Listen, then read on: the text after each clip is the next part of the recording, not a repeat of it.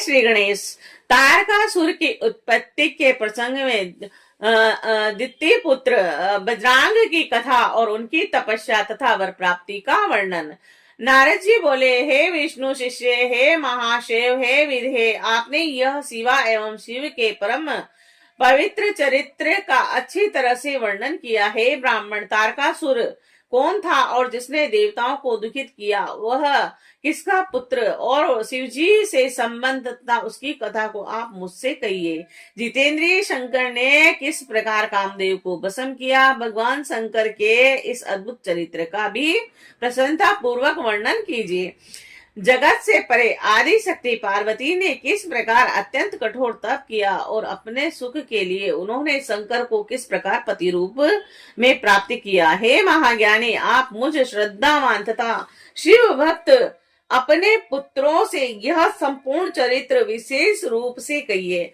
ब्रह्मा जी बोले, हे पुत्र व्रे, हे महाप्राज्ञ, हे सुरखे, हे प्रशंसनीय व्रत वाले, मैं शंकर का स्मरण कर उनके संपूर्ण चरित्र का वर्णन कर रहा हूँ। आप सुने। हे नारद, सबसे पहले आप तारकासुर की उत्पत्ति सुने, जिसके वध के लिए देवताओं ने शिव का आश्रय लेकर बड़ा यत्न किया था। मेरे पुत्र जो मरीचि थे और उनके पुत्र कश्यप हुए, उनकी 13 स्त्रियां थी जो दक्ष की कन्याएं थी और उनकी सबसे बड़ी पत्नी दीति थी और उनके 2 पुत्र हुए, जिनमें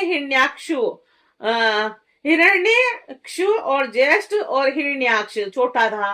भगवान शिव ने नरसिंह तथा वराह रूप धारण कर अत्यंत दुख देने वाले उन दोनों का वध किया। तत्पश्चात देवगण निर्भय और सुखी रहने लगे और इससे दीति दुखी हुई और वह कश्यप की शरण में गई और उस पतिव्रता ने उनकी सेवा कर भक्ति पूर्वक पुनः गर्भ धारण किया।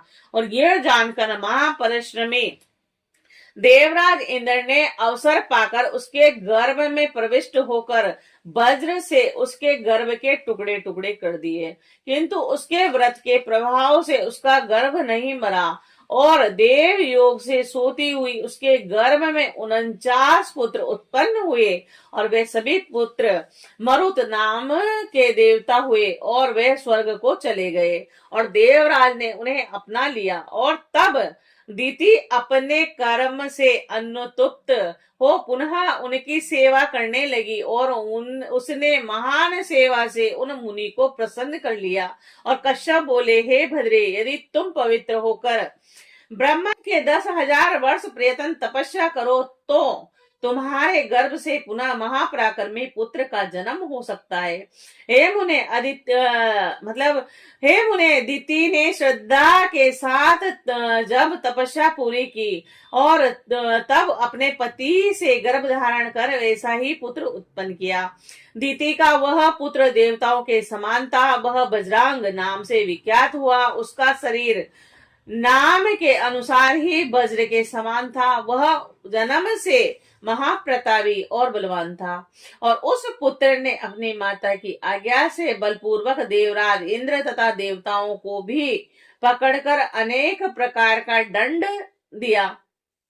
इस प्रकार इंद्र आदि की दुर्दशा देखकर दीति बहुत प्रसन्न हुई तथा इंद्र आदि देवता अपने अपने कर्म फल के अनुसार बड़े दुखी हुए। और तब देवताओं की सदा भलाई करने वाले मैंने कश्यप को साथ लेकर वहां पहुंचकर शांति की बात कहकर देवताओं को उस ब्रजांग से छुड़वाया। तत्पश्चात शुद्ध आत्मा निर्विकार वह शिव भक्त बजरंग देवताओं को मुक्त करके प्रसन्नचित होकर आदर पूर्वक कहने लगा।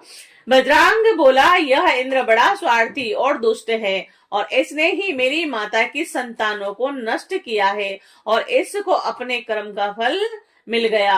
अब यह अपना राज्य पालन करे। हे ब्राह्मण, यह सारा कार्य मैंने माता की आज्ञा से किया है और मुझे किसी भुवन के लोभ की अभिलाषा नहीं है। हे वेद वेताओं में श्रेष्ठ महान, आप मुझे वेद तत्व का सार बताइए और जिससे मैं सदा परम सुखी और विकार रहित तथा प्रसन्नचित हो जाऊं। हे मुने, यह सुनकर मैंने उससे कहा कि जो सात्विक भाव है वह तत्व सार है, मैंने तुम्हारे लिए प्रसन्नता पूर्वक एक सुंदर स्त्री का निर्माण किया है।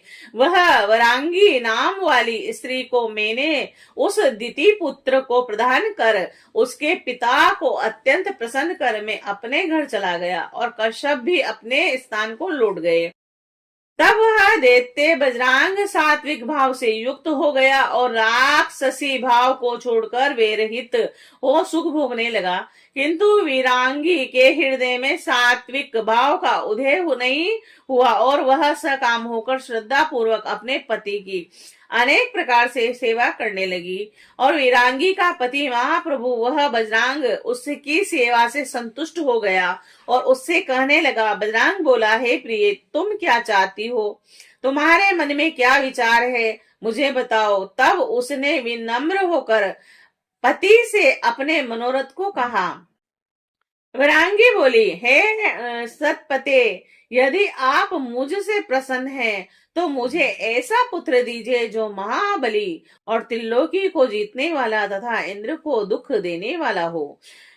ब्रह्मा जी बोले, अपनी पत्नी का यह वचन सुनकर वह व्याकुल तथा आश्चर्यचकित हो गया और वेरहित जानी तथा सात्विक वह बजरांग अपने मन में सोचने लगा कि मेरी प्रिया देवताओं से विरोध करना चाहती है, परंतु मुझे यह अच्छा नहीं लगता।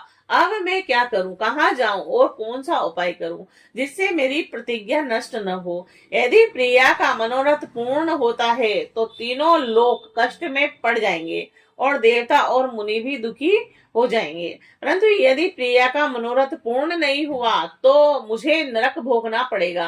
दोनों ही प्रकार से धर्म की हानि होगी, ऐसा मैंने धर्मशास्त्र में सुना है।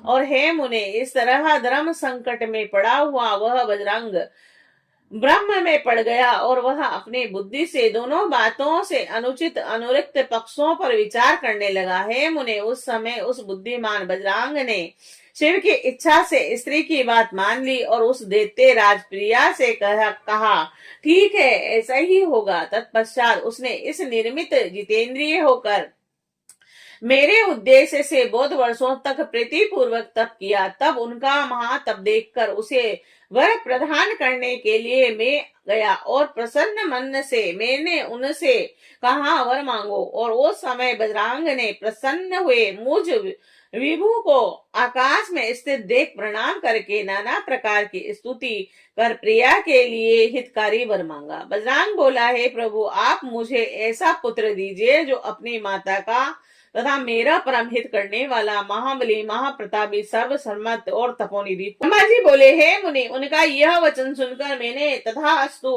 कहा और इस प्रकार उसे वर देकर शिव का स्मरण करते हुए उदास होकर मैं अपने स्थान को लौट गया। श्री शिवाय नमस्तुभ्यं।